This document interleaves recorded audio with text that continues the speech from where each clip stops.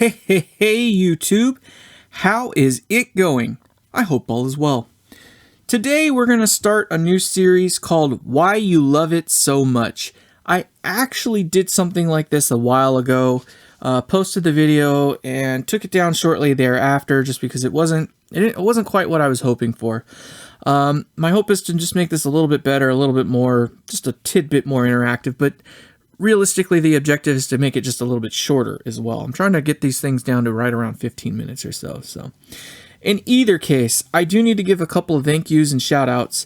First and foremost to Rob Robinette. He really has a great resource for a lot of this stuff that I'm regurgitating. The schematic being one of them. He has a lot of schematics that he posts that have annotations and stuff on them like this one does. And just a great resource on how to modify an amplifier, how to make it work, how to repair it, all that fun stuff. I guess really directly I need to thank Clay DeJong. I hope I pronounced your name correctly, Clay. I apologize if I got it wrong. But he's kind of the guy who really inspired this whole series at all. He's got a similar sort of thing where he breaks down the different amplifiers kind of component. My objective is to kind of try to give you the bullet points of it and kind of show you where and what you can do to really kind of make this amp, sing to the way you want it to sing. Hopefully, ultimately, I guess the goal is to just get you to a point where you're comfortable with making some changes, so you can design your own amplifiers and just know where to look and start. I guess if you really want to get into like sound samples and stuff like that, I don't have the production ability to do that, nor do I own this amp or one like it. Go to 5 Watt World. He's got a lot of history on these sort of amps. I don't know if he's got one specifically on the 5v3. I would be shocked if he didn't, but 5 Watt World, definitely go check him out. He's kind of another source of inspiration for this, to just kind of get an idea of how they actually sound. He gives you a little of the history and he shows you some sound samples and stuff like that. Much better production value than what I can provide. But in either case, let's get the ball rolling and let's show you a little bit about what we're working here today with the Fender Deluxe Model 5v3. So this is what you're used to seeing with them. This is the later model here, 1950s. The wide panel, that's the one that we're most used to seeing. Here's the back side of it. You can see all the fun kibbles and bits. It's got the 5Y3 rectifier, 6V6s, and the 2 preamp tubes. This one's been refurbished a little bit. It's got some new capacitors and some old ones, some original ones in there perhaps. This looks like a pretty nice example of one. And then of course the top side that we'll talk about a little bit more a little bit later. But let's kind of get the ball rolling. And at least, well, this one kind of does a lot of the work for me because Rob Robinette has nicely annotated this one for us. If you look, you can see kind of the light gray lines. That kind of shows you the signal flow from this point here. He's showing you the input there, of how the sound flows through this amplifier, which is great if you're not totally in tune with how schematics work and what you're looking for when you're looking at them. I'll kind of go over it real quick, and then as I go along, I'll kind of explain what's doing what and why it works the way it does. So as we come in here, you'll notice this looks to be tied together, but what it is when you come in, these two resistors here are actually running together in parallel, right? So it takes the value of the one and splits it in half, because you got 68 and 68, right? So it makes it basically 33 or 34K. So that's what makes the bright high input jack work, is that it reduces the grid stopper value and changes how it operates. It goes from it has a 1 meg grid leak in one orientation and a 68K grid leak in the other orientation. So when you go into the low input, you get a 68K that goes across this 1 meg here, and I think that makes it more like it's not quite 68, it's more like 64 or 50 something K or something like that. It really drops the input a lot. But it goes into this first stage here where it's amplified a bit by a tube that has a shared cathode resistor. Now this is something that some Marshalls have as well. I think the earliest Plexis or whatnot had a shared cathode on the first preamp, gain stage. it kind of helps round out the sound a little bit. It does reduce the gain just a smidge, but it kind of just takes the edge off of that tube. It's just a little softer, if you will. Neither here nor there. It's just one thing that you can, this is a place here that you can play around with to change things up if you want later on. And then from there, it goes into this huge, and I mean very huge, coupling capacitor. 0.1 UF is pretty big. We're talking very much full bandwidth sound reproduction. I dare say that you could run a bass guitar through this and, you know, still have enough full range capability to handle that, sans any distortion that you might get from farting out, right? Probably one of the most talked about things in a 5E3 amplifier is the interactive tone and volume controls, right? And the reason that they're interactive is you can kind of just see how they all touch each other in one way or another, right? So how this tone works is kind of cool. It's more or less like a bypass, an adjustable bypass cap with a shunt to ground kind of thing too going on. So turned one way, it shunts the high frequencies to ground, and turned the other way, it allows the signal to sail over the top of this volume pot here, which is the bright volume pot. So as this volume pot's turned way down and you have this one turned up, it means that more signal is going to divert, at least in high frequencies, around in this way past this guy here. Whereas when you dial this guy up, the signal is just going to kind of go through it. Takes this circuit here out of it, you know, or this, as you bring the volume up, it takes this more and more out of circuit. So it's less, what's the word for it? Interactive or whatnot. But that's really how it is. It's just a variable bright cap, if you will. But it is interactive with this other volume control because they all kind of touch each other. So that's what makes it interactive. There are ways to split these up a little bit, so that way, you know, they're not as interactive. Obviously, you can just take the bright cap and put it over the top of the volume control here. That'll help, obviously, make this less interactive. And then you can just put this tone on another part of the circuit, and it'll separate it from this a little bit more. That is an option, but a lot of people like it because of how interactive it is. But there are ways to modify that. Goes into the next stage here, another fully bypassed, you know, just gain stage, if you will. Nothing crazy about that one. It's pretty standard values. 100K plate resistor, 1500 ohm or 1.5K cathode resistor. 25 UF is pretty much full bandwidth bypass cap, so it's amplifying everything that it can amplify. The only coupling capacitor in this amp that is kind of normal size, and it's a 0.022, is this one here before you get to the phase inverter. This is the only place in this amp where they tried to control the bass frequencies at least a little bit.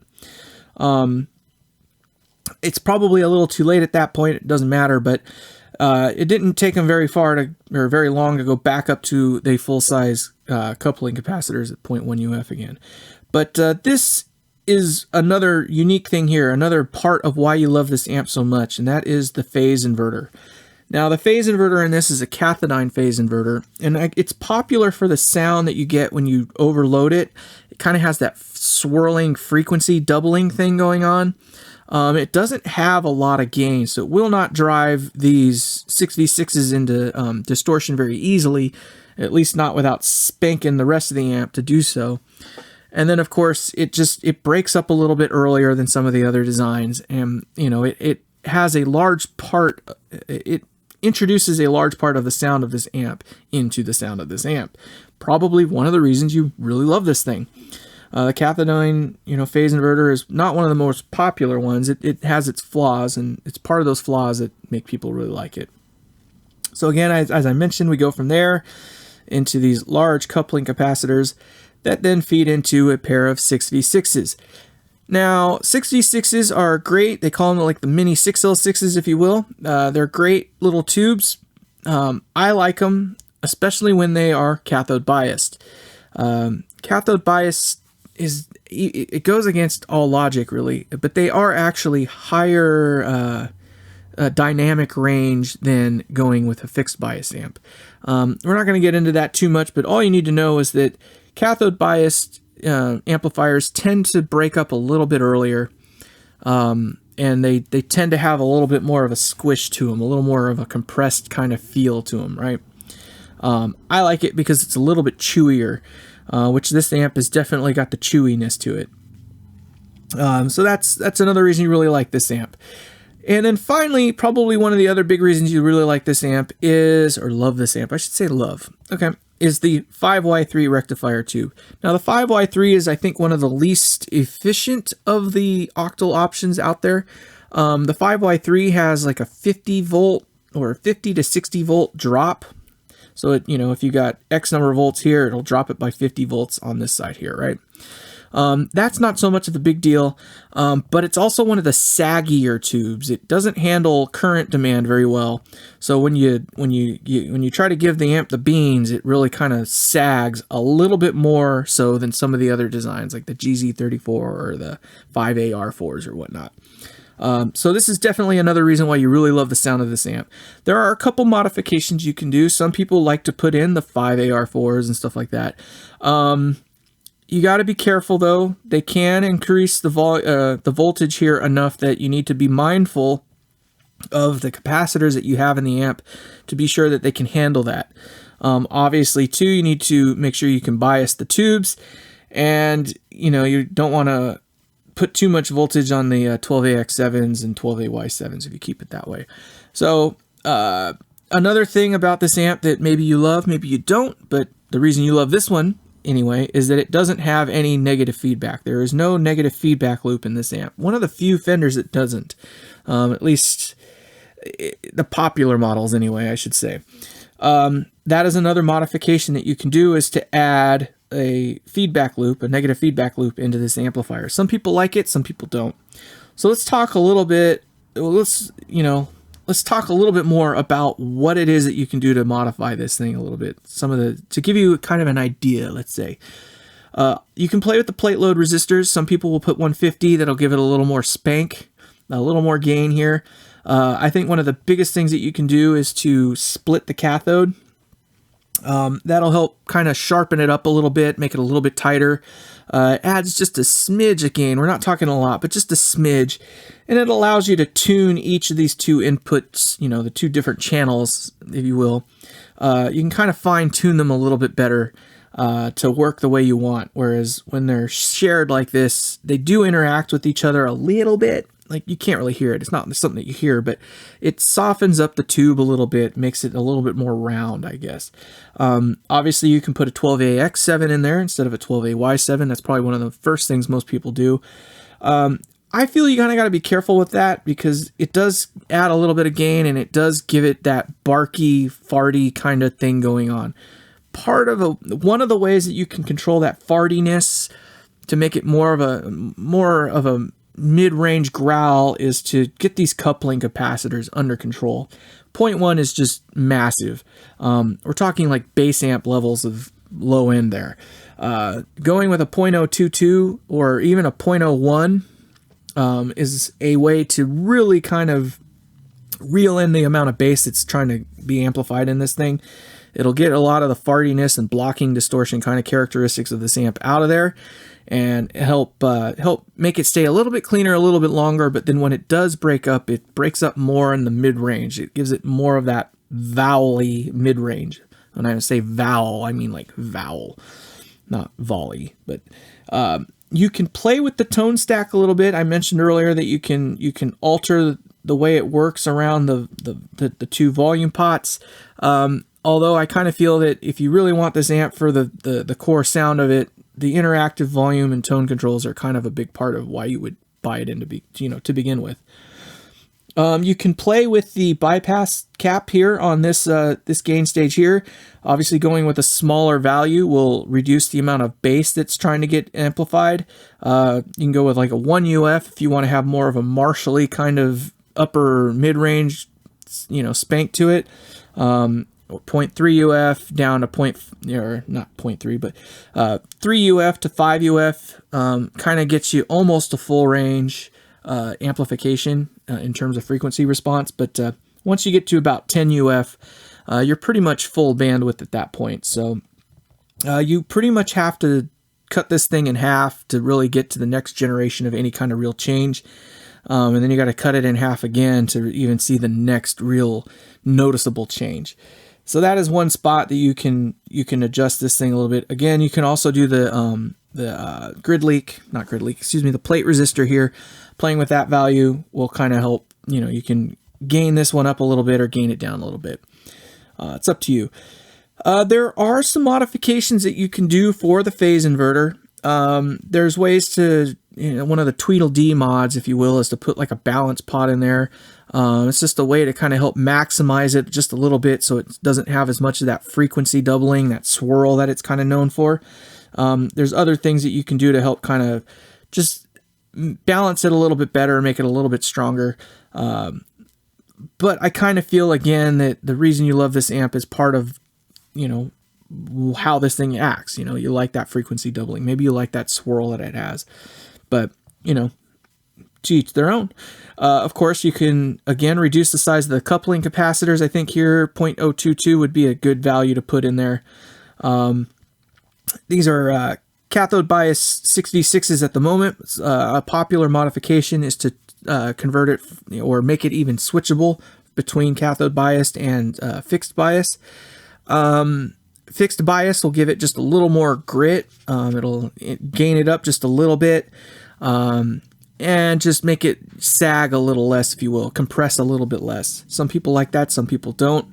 And then probably adding a negative feedback loop. I talked about that briefly. There's different levels of feedback that you can add into this circuit to give you varying degrees of, negative feedback. Some people like copious amounts, some people like none at all.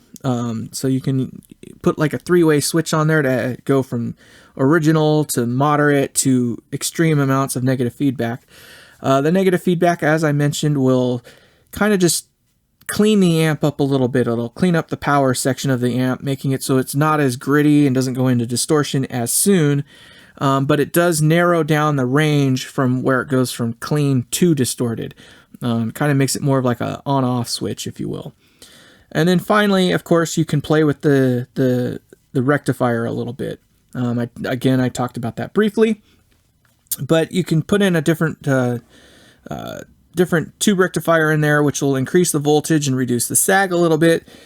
Again, effects that you may or may not like. If you do that, though, do be mindful of the parts that are downstream of there. You want to make sure that you don't exceed the value of your filter capacitors and other parts of the amp. So just keep that in mind. You will obviously need to rebias the amplifier if you do that. So it is a place that you can play with, but definitely be mindful of all the rest of that. So that is really it. That's what gets you through this amplifier, but I like the look of it. It's a small little compact amp, depending on how you do it. I think when you do like this here, it's like 12 watts. If you go fixed bias, I think you can get it up to like 20 something watts. More than enough. 12 watts. I think this is kind of hits the magic spot. Very simple design. You can fit it inside of a chassis that's pretty small. Obviously the transformers kind of poke off the backside there. This one is kind of a nice example. It's got some of the old, original OEM stuff in there. Carbon comp resistors, of course. Got some of the fruitcake freaking coupling capacitors up there. I don't think it's not actually called fruitcake, but it kind of looks like a fruitcake to me. With this, you can still jumper the inputs. That's a popular thing to do. And then you can use both volume controls to kind of take advantage of that interactive volume control thing that they talk about a lot. Most people probably just plug into this guy here and then they jump between these two here. There's a multitude of different ways. There's all kinds of videos on how to do that.